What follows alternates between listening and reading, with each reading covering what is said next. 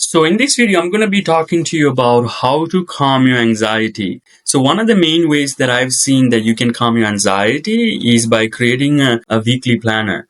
I see that many people, including myself, sometimes keeping a lot of our tasks, a lot of the activities in our mind. So one of the main things that I recommend for my clients, even what I practice every day, is by creating a weekly planner and making sure that not when you plan every week, make sure that you have at least 5 tasks set up to complete for every week. So we don't want to keep it everything anything blank. You want to make sure that you have 5 tasks set to complete for each of the days. So what happens is that when you keep your tasks or keep your activities in your mind, they all try to get your attention. They try to get your attention. They make you feel tired because all of it you're carrying in your mind. So one of the best things you can do to alleviate this pressure that is put on by these tasks is by writing them down in one place so you can visually see it,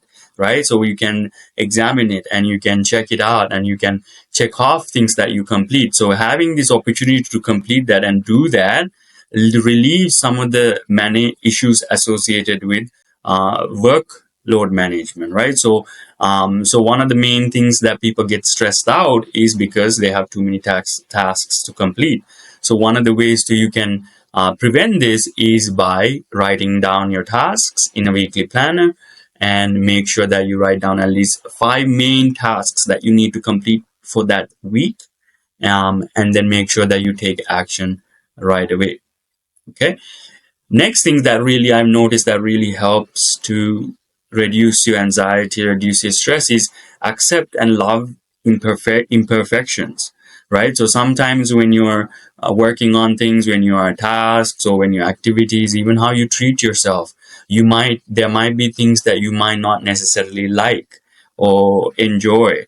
So what I say is that when any individual, when any human being, when they can decide to love their imperfections or what they don't really enjoy or like about themselves, they actually started to calm down and reduce the stress they feel. So this is one of the most important things that I've learned. Even when I'm creating these videos, I used to worry about how good it would look and how I would sound, all these things. Now I really don't mind. I'm just actually practicing loving my imperfections, and also making sure that I'm learning to be better at speaking and delivering and helping other people more and more.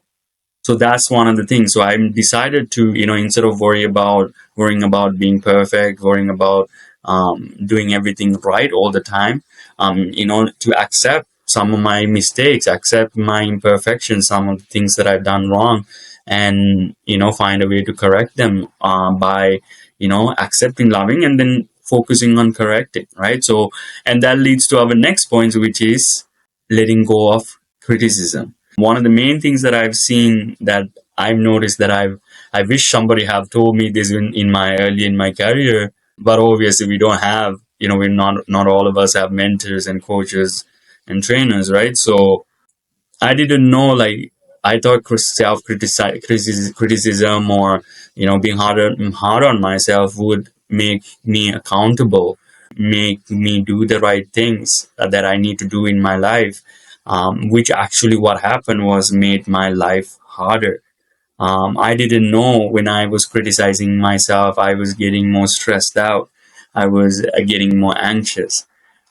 So that's one of the main things that I didn't know that I was doing. So even one of the experiences that I went through is when I was building certain services as certain businesses, I used to criticize myself for mistakes I would make, thinking that it would lead to correction. I would be really hard on myself, and I didn't know that was building up pressure and anxiety and all these things. So I learned to really now focus on not letting go of criticizing myself and doing my best with what I have, and accepting like I said before, imperfections.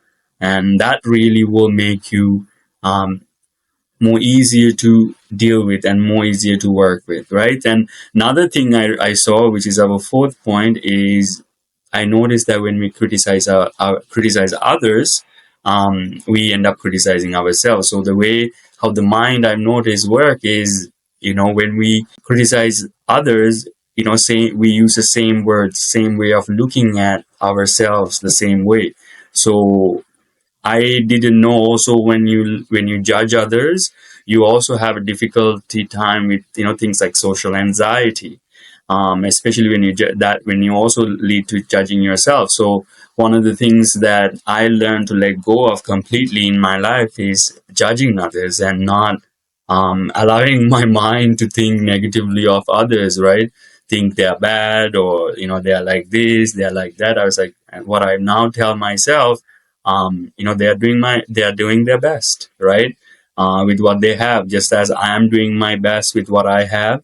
I shouldn't take anyone's judgment to personally to myself, and I shouldn't judge others.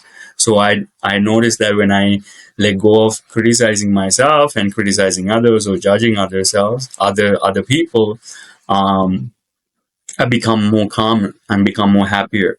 So this is one of the things that I've experimented with and tested with, that I believe that you should check out and experiment as well.